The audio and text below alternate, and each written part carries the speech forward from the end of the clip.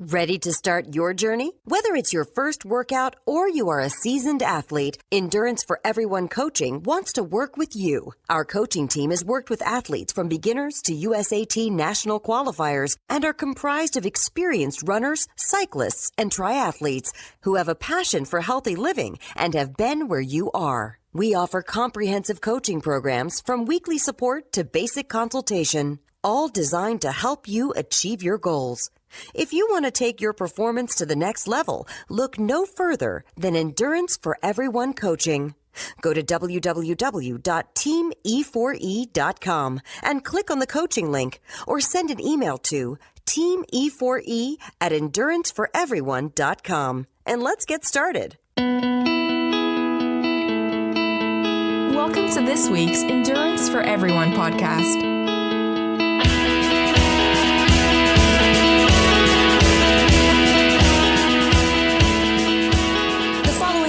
Is for entertainment purposes only. Though the hosts of this show are certified Ironman coaches, their attempts at long-course triathlons and endurance events should not be taken as an endorsement for you to do something stupid too. You should make your own bad decisions, then podcast about it. Now, let's start the show.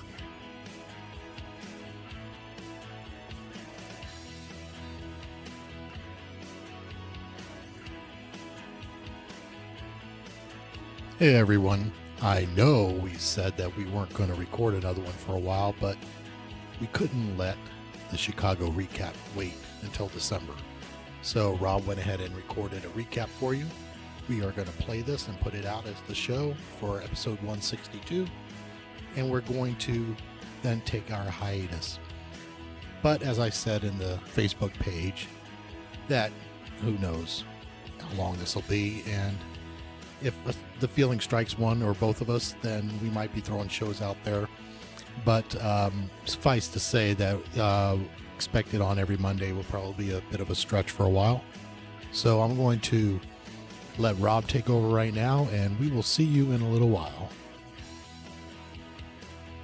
Hey guys, it's Rob coming at you today with a Chicago recap. If you're in the group, you've noticed, and it's weird that a show's coming out once it's gone on hiatus. Basically, there was a little bit of a scheduling thing with John and I, and misunderstanding. And that was, I told John that I was going to be available through a certain date. John thought I wasn't available until after a certain date, and he had. He works 2 jobs, so he picked up some extra shifts and some things are going on, so he had to, he's got them, and that is what it is. Wanted to get this recap out to you so it's not, 3 months later before you hear about it. That said, I don't know if I will end up doing anything regarding Marine Corps or, Fire in the Mountain or anything like that. So if it's something you guys want and then we can do it, and then we will, but don't want to make any promises on that because we both have a lot of stuff going on upcoming here, and to be honest, it's not that interesting, I don't think, for just me to sit here and talk with it. So if you want to know, if time comes and goes and we don't do a show about it, you want to reach out to me, or if I haven't posted anything in the group, please feel free to reach out to me and I'll go ahead and share with you guys, no problem with that. That being said, there's 2 for the show for you. I purposely didn't put anything in the group about how I did in Chicago because I wanted to go ahead and recap it for you guys and, do that kind of live on air here. So this show will be the remainder just nothing other than talking about Chicago, a little bit leading up and where I've been just a day or 2 after. So without further ado, go ahead and get into it. At the end of I don't want to say last episode, the 2 episodes ago was the training log, and I had told you guys, some things that might work out in my advantage was the difference in the time change. Did work out well, but not quite as well, because had I gone from my time zone to Chicago, it would have been an hour difference. Well, we went to Vegas because I had a work function there, and a lot of people are like, oh, poor baby, you had to go to Vegas.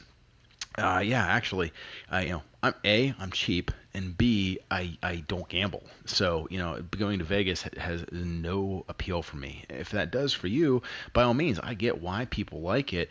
It's just, I hate and I got that much money, and I hate losing it. Literally watching it go away because I don't know what I'm doing. So, I do want to throw in a couple of travel tips. I'm gonna say it that way because I go back to I'm cheap. We had the little guy with us, and we needed milk for him. So instead, I didn't really want to continue to go spend $4 a piece for a milk. Secondarily, is there's no mini fridge in the room, and because they have the mini bar, but they charge you $25 a day or I think it's a day, in order to use that because they want you downstairs and spending your money.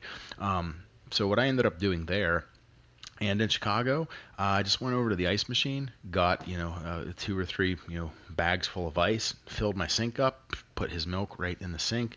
You got to replenish it about twice a day, but it'll be good enough to keep some things cold.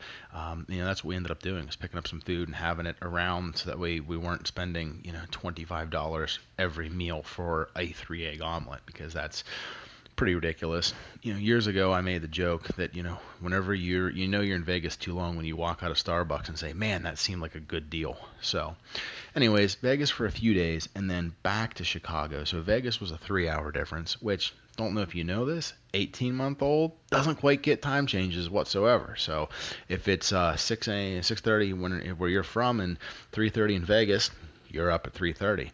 So it took we were just starting to get adjusted to that when it was time to leave and go to Chicago. We only had a day lead time. We got into Chicago on Friday. The race was on Sunday, I guess I should say. I don't want to mix up my tenses there. But so we got into Chicago. Midday, you lost 2 hours there on the flight, plus the flight time because of the time changes in flight time. We get in, we bum around for a few things, get to our hotel, and then, my wife said, hey, we had plans. Like, we were going to get the city passes. We were going to go see a couple museums, do stuff with the little guy. We got out and we were around, and we actually went to eat, which I love Chicago, and you heard me say before about Flacco Tacos, and we were definitely going to eat there. Well, it was a little bit of a walk from our hotel. We happened to be walking by, and I saw Taco Pub, the kind of neon sign, and it was actually called the Broken English Taco Pub, which I just find hilarious. If you guys don't, that's fine. You don't have to. I do, and so I gotta say, the best tacos I ever had. Fantastic pre-race food as well. Yeah, it's 2 days out, so I guess it's not that big of a deal. So we go there, and we sit down, and we're talking. I get to talk to the people at the table next to us because I see marathons on their shirt. They're doing the race. There was actually a girl from London and her boyfriend. It's her third major and I think 6th marathon. It was his first overall for everything, and that's a theme that I then want to carry through the rest of this, and you'll continue to hear me talk about the majors and how it makes for a much different race there. So talked to them. They had come from the expo, and I was planning on going to the expo the next day. On a whim, my wife said, hey, why don't we go today, just in case, just to go get it done, because you don't know what's going to end up getting through security and all that. So after we finished up eating, we went and caught a shuttle bus. They were running it from 4 different locations, different hotels through the city to the expo, which is in their big convention center, and back. So we caught a shuttle, for free, rode it down, went in, pretty easy to get through security, and the expo was huge. When I say enormous, got to be obviously the biggest, if not one of the top 2 biggest that I've ever been to, and that makes sense when you talk about the scale of this race. My first marathon, I always say, was Erie. It was 2,000 people running that race. This race ended up having 44,500 finishers. The only race that I did bigger was New York City, which is another major marathon, and I'm not just saying major as in it's a larger one. It's part of the Abbott World marathon majors, and I'll get to those in a little bit and say what ones they are and such and how that plays in. Anyways, though, like I said, New York was the only bigger one. This was a huge expo. I mean, it took up a better part of a quarter of this convention center floor, which is, they're all relative. If it's a small convention center, it's not the same as a huge one. This was a huge one. I don't know officially how many booths or vendors there were, but there were at least, when I say 4 aisles, it's a, if you went down on the right and came back on the left, I'd call that one aisle. There was at least 4 of those, probably 100, maybe 150 yards long, and there was just a great diversity through, of booths. It wasn't all, it was all sports and fitness related, but it wasn't all, just one singular brand. They were well represented, different brands of clothing, different shops, different nutrition, lots of, other marathons and when I say subsidiaries, things, other races and so forth, plaques and medals, and it was a good time to walk through all of that and see that. I picked up a shirt. For the first time ever, I had seen, when I say first time ever, I guess I had seen him maybe once before. I did see a UCAN booth, so I did pick up some UCAN bars, which later I kind of realized it probably came off sarcastic. I was on the bus and a lady said to me, "Is that a box of UCAN bars?" And I said, "Yeah." And she's like, "Well, where did you get them?" And I said, "The UCAN booth." And then I realized that probably sounds like, pretty smart ass. So I said, "Oh, about, halfway back, here's where it is," just to tell her, because they also had a good, when I say a marathon discount going, normally when you buy them, they're $33 a box plus shipping is where they get you on it, 'cause it's not cheap to ship those things. They were selling it, I want to say, for $25 a box. So it was a nice discount. Got what I needed. I already had some packs for fueling, so I didn't have to worry about that. It was just nice to get it. So, got the stuff, went back to the hotel. That pretty much wrapped up Saturday. Not Saturday. That wrapped up Friday. Saturday, we slept in a little bit. Once again, it's not like necessarily jet lag, but you're back and you're forth, and you have all that stuff going on.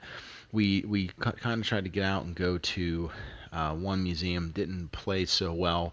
We did end up going to the Science and Industry Museum, I believe is the name of it. Pete can correct me. Met up with Pete and Gretchen and his herd of kids.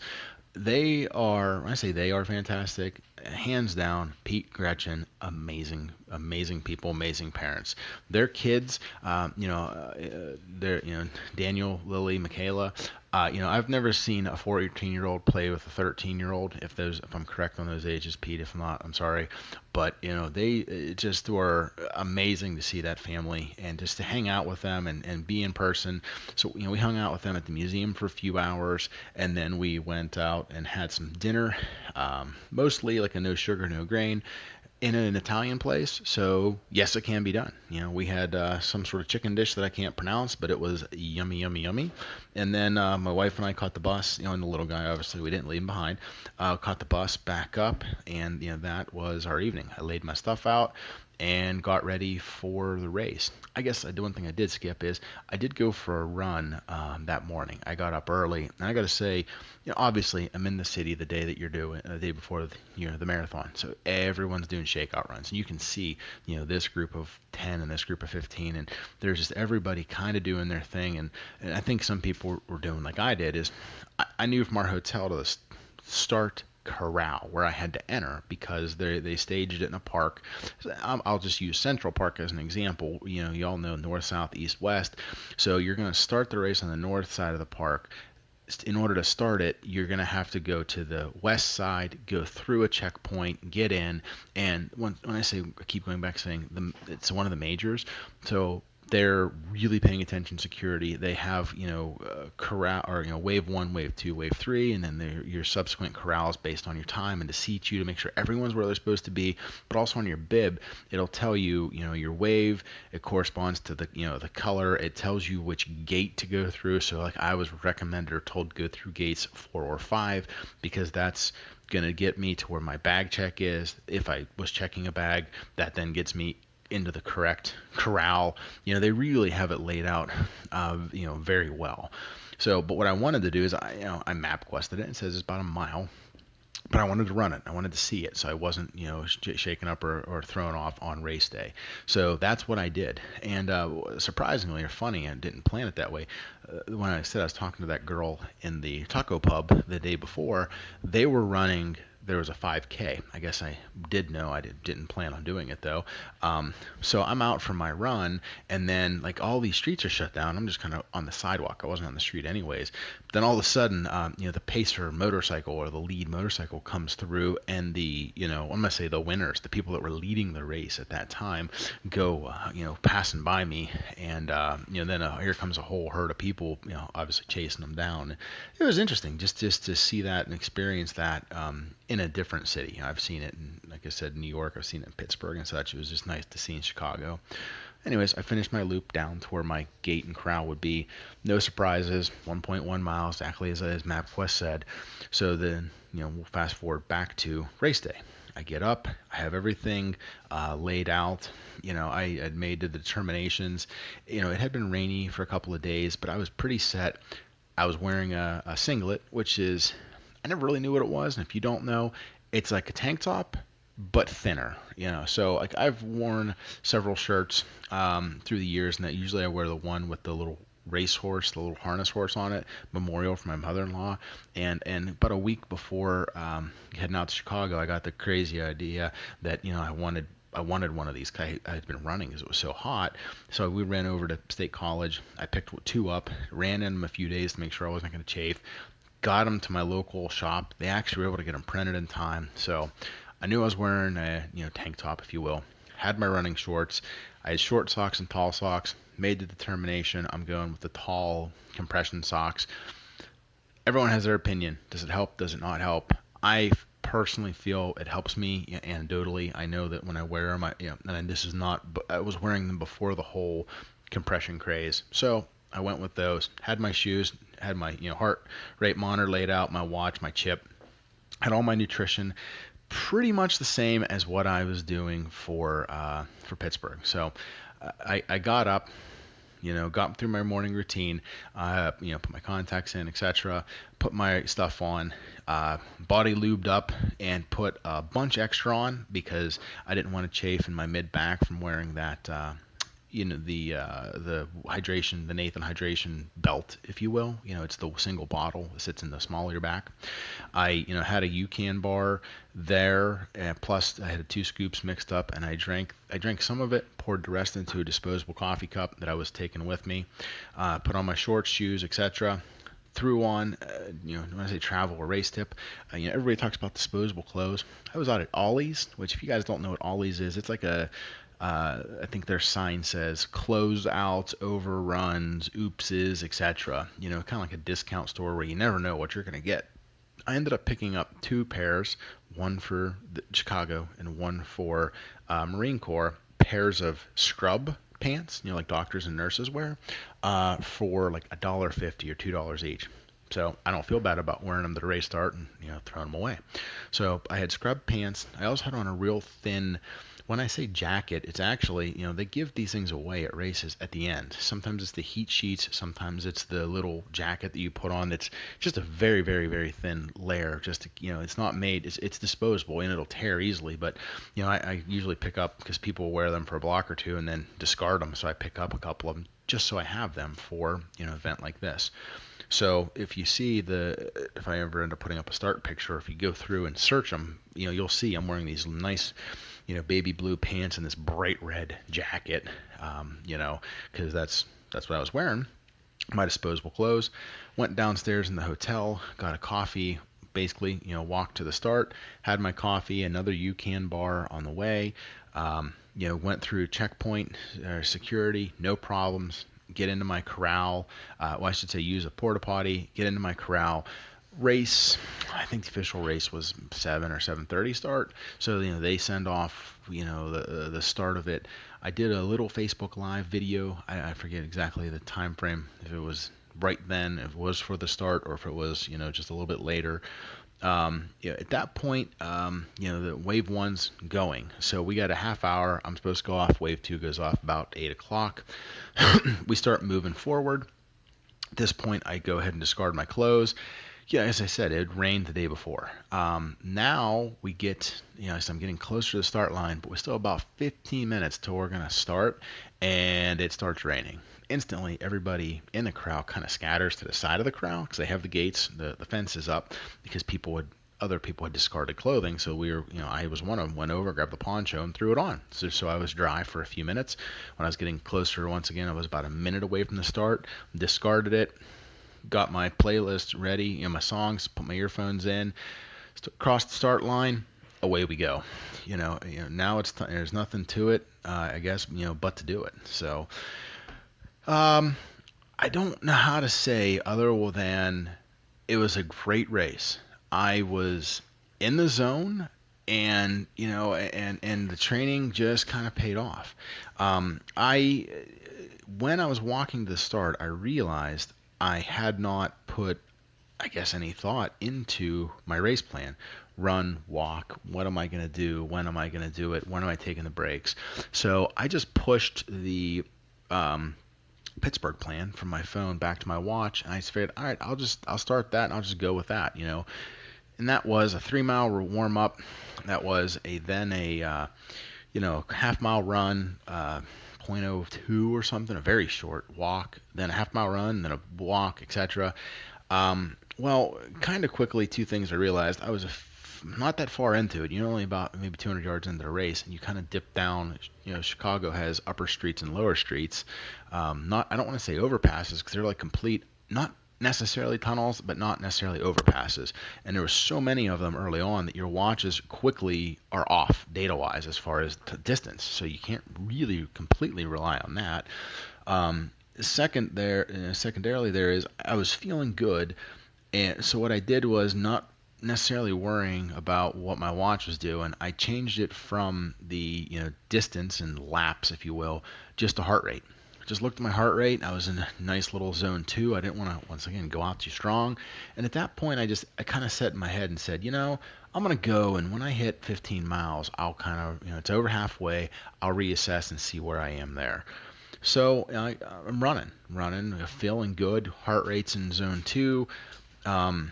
Just to say it, I went through, I drank water almost every mile. I had my UCAN 2 extra scoops in my bottle, and I knew I wanted it at mile 3. I was going to fill it. I literally pulled over to the side, grabbed one of the gallons of water from a volunteer, filled the bottle so it shook around, and my goal was to drink that between mile 3 and mile 13, which I did. There's a little bit of like a pasty left. I refilled that and then kind of sipped on that further.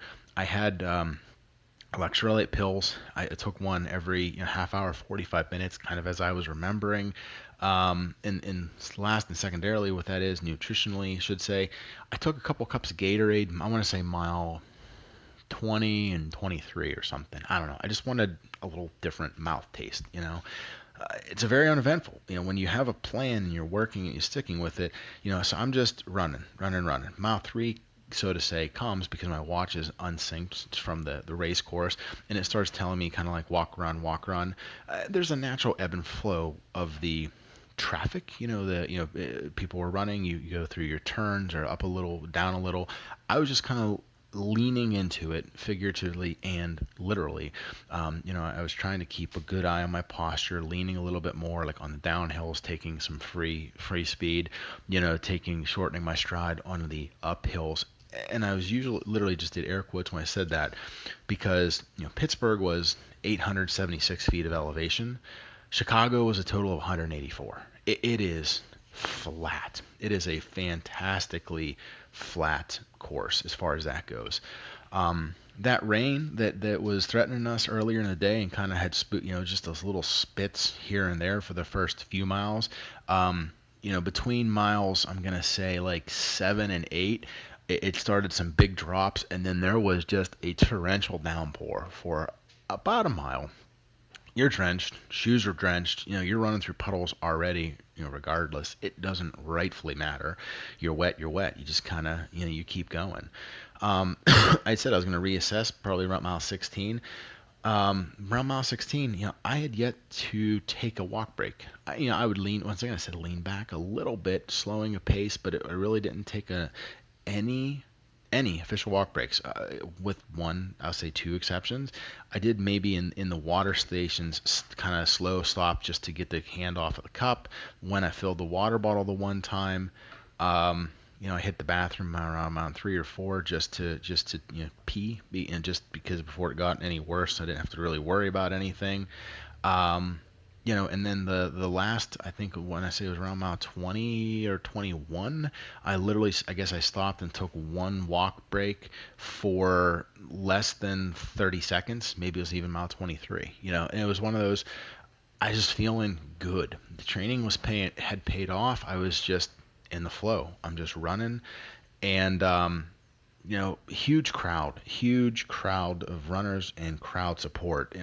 The most spectators, when I say with the exception of New York, because they're 10 deep in certain sections in New York, but there was consistent crowd, several 2-3 deep, the entire race course through Chicago. I forget the number. I think it's 29 maybe neighborhoods they run you through.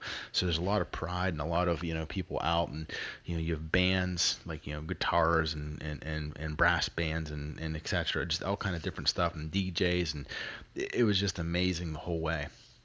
Around mile 20, 21, I started feeling a little bit of a pre-cramp. It wasn't cramping, but I knew if I leaned into it any harder, it could become a cramp. And so I say that because I told you I was going to reevaluate at mile 15. I reevaluated and thought I was okay. So my next reevaluation was going to be mile 20. Okay, at that point, I'm only a 10K away. Maybe I'll really lay into it.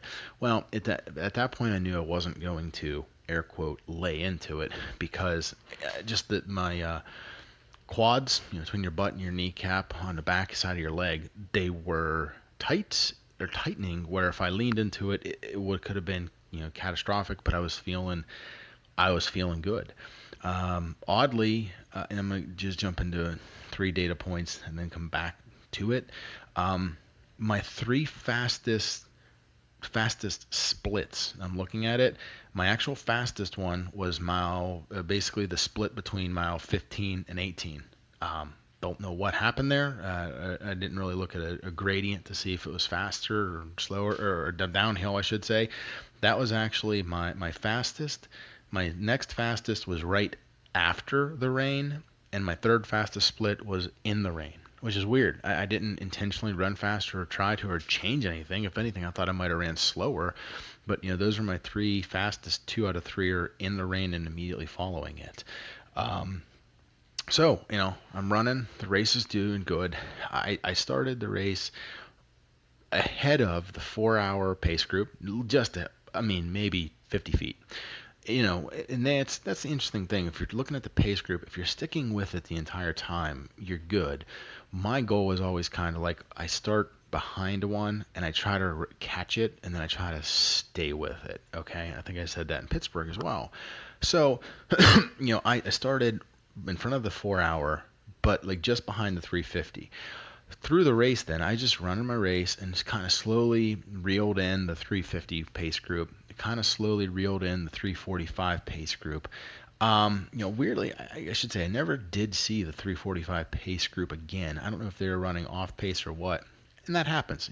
About mile 19, I actually saw somebody, and when I say a self-pacer, they didn't have the stick in the air that said the time, but people, you can get the little bibs that go in the back and have like whatever time you're running, if you want to kind of create your own little group. And there was somebody wearing a 330 pacer group next to a 450, which that's a weird time increment, I think. So clearly one, if not both of them, were off of their designated pace. I just found that was funny. Around the same time, I guess it was later in the race, and it really popped in my head, and I'll share it here. You see the signs, hundreds, thousands of them when you're out there, and a lot of them are repetitive. You run better than the government. Your feet hurt because you're kicking so much. Things like that. The one that I think would have just messed with my mind had I seen it, and I don't know. Let's just say it was Brian. The sign says, "Brian, slow down. You're running towards fatherhood." Which, if that's the way that wife or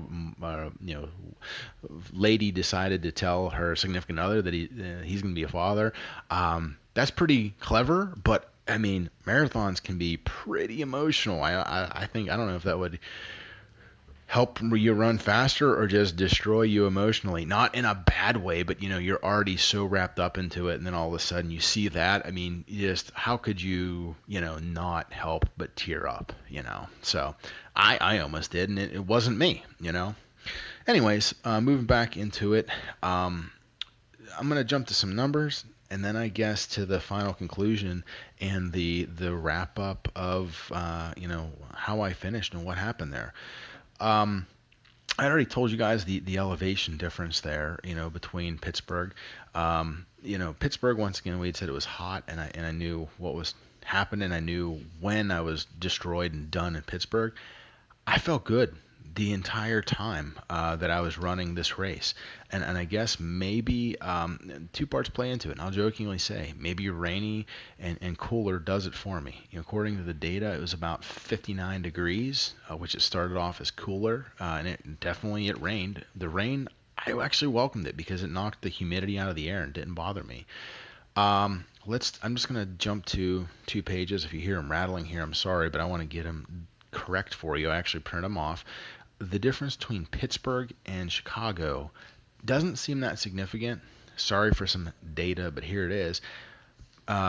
Pittsburgh, I ran 4% of my time in heart rate zone 4, 5% in 4% in zone 5, 5% zone 4, 19% in zone 3, 67% in zone 2, 3% in zone 1.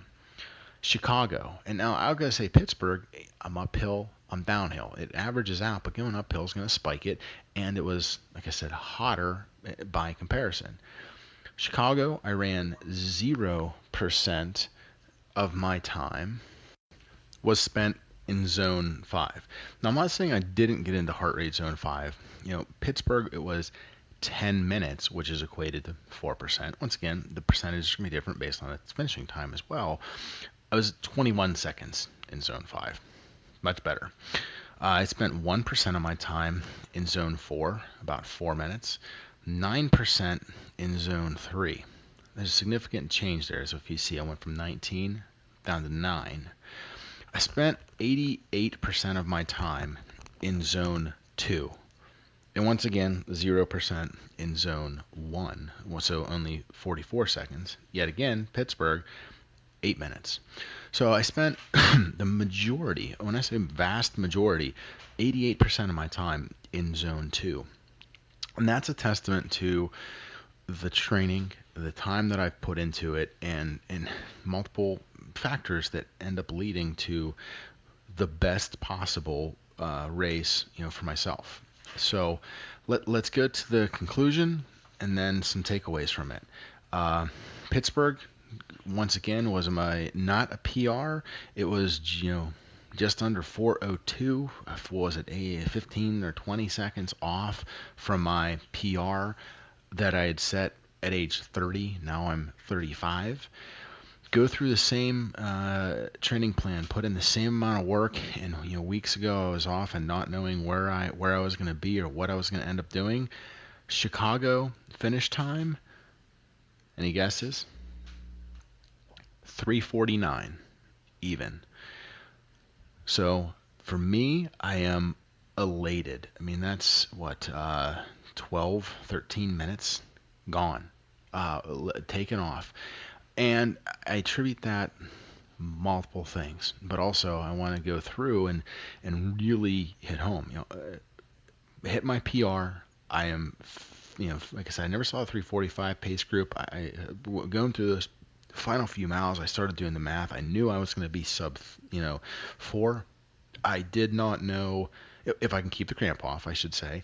I did not know if I was going to get a 3:45. I was kept watching. I never saw them. I don't know what happened, where the Pacers ended up, or how I ended up missing them, or what happened. But either way, I'm elated. Hey, a lot of you guys are going to be saying, "Well, yeah, you're 35. You ought to be able to be doing that." I've been doing this for 10 years now. My first marathon at the age of 25 was 5.5 hours. Let's go back and talk about that one, Erie, for a few minutes as well. I was destroyed after that race. to the point that I literally sat down in a lawn chair, couldn't move for 15, 20 minutes. My nose was itchy and I couldn't pick my arm up to scratch it. I was so destroyed after the Erie Marathon that we booked a hotel room and I stayed up there for another day. And it was only 3 hours to get home. I couldn't do anything. Fast forward now, 10 years later, regardless where you're at, whether you're 45 into 55, 55 to 65, or in my case, 25 to 35, I'm in better shape at age 35 than I was a decade ago. And I know that's hard, and a lot of people, you guys don't see that. I might share something with the group. You can see it. I've come down from 300 some pounds to now the lightest I've been in decades. About 195. And that being said, there's I think a third one for the day at least. I was in Pittsburgh. I was probably still 15 pounds heavier than where I am now. I know I was over 200. I don't know if I was over 210 for that race. So another 6 months of diet, another 6 months of working, of hard work and dedication to get out there, and it does pay off. Consistency. And it's not just the difference of Pittsburgh to here, but that's 9 months essentially of running this year in order to get there and to get those times down. And it's consistency year after year that's going to continue to make this better. I mean, when I say make this better, I am under no illusion that I'm going to end up with a 3 flat and end up BQing off of this. I still think I'm going to be aging in at around 60 or 70, if I don't get any slower through the years. And that's just what I where I'm at. Is it going to happen? Maybe. Is it realistic? Probably not.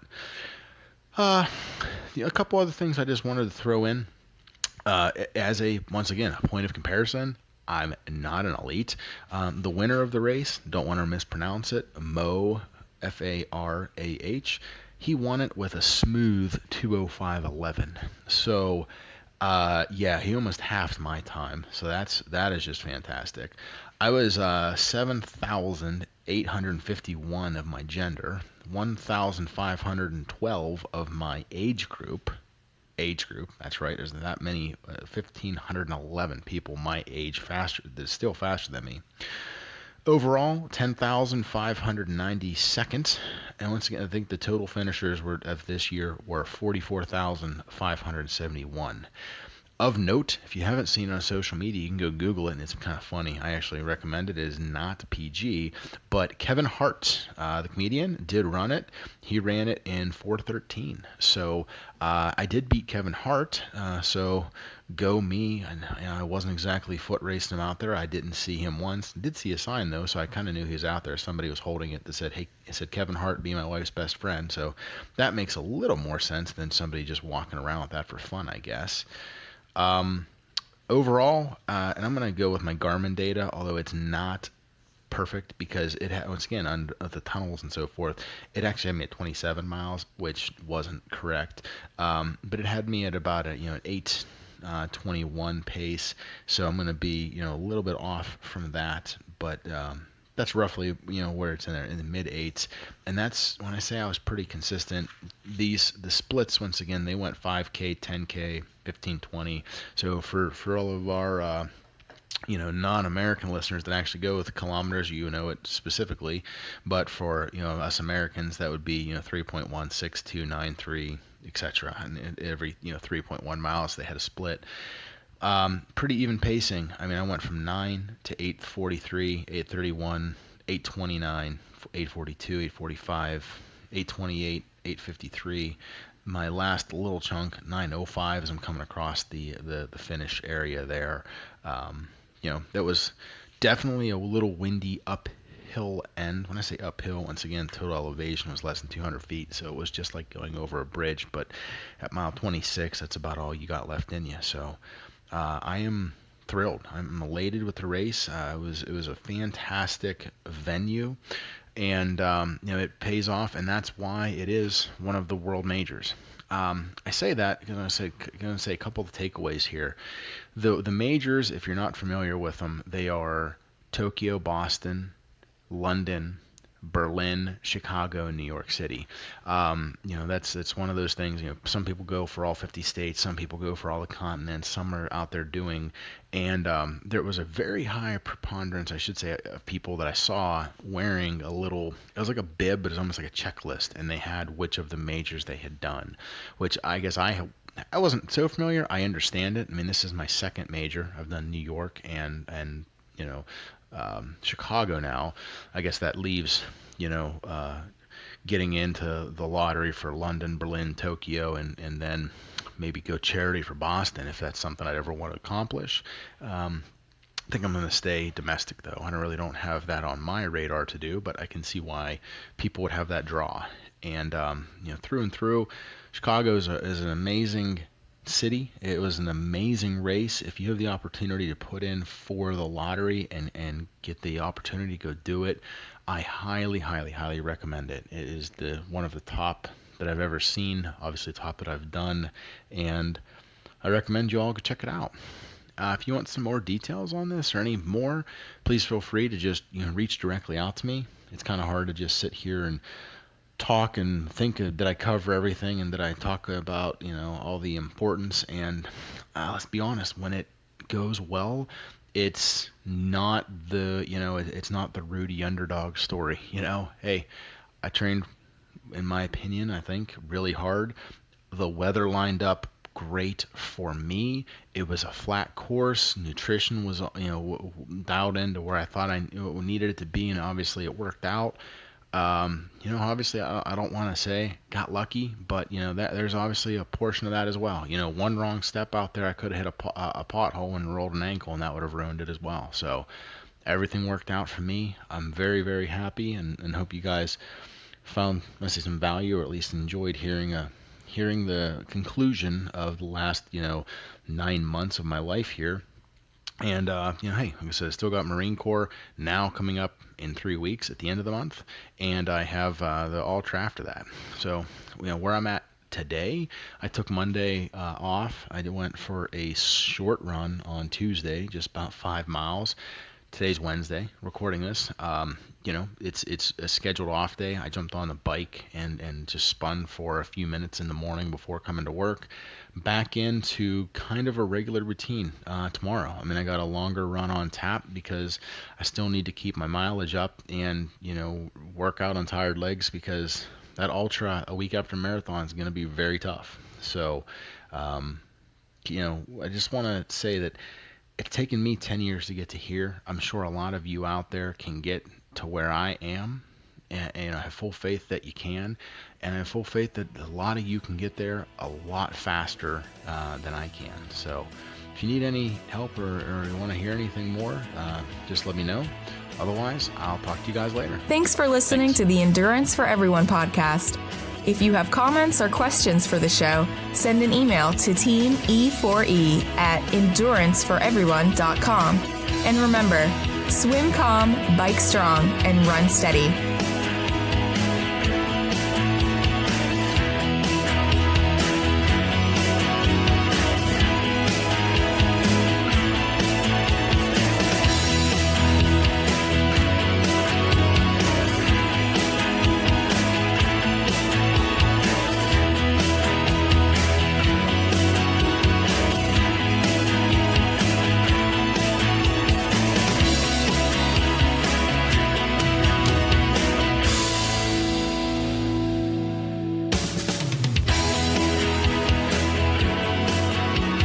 Ready to start your journey? Whether it's your first workout or you are a seasoned athlete, Endurance for Everyone Coaching wants to work with you. Our coaching team has worked with athletes from beginners to USAT national qualifiers and are comprised of experienced runners, cyclists, and triathletes who have a passion for healthy living and have been where you are. We offer comprehensive coaching programs from weekly support to basic consultation, all designed to help you achieve your goals. If you want to take your performance to the next level, look no further than Endurance for Everyone Coaching.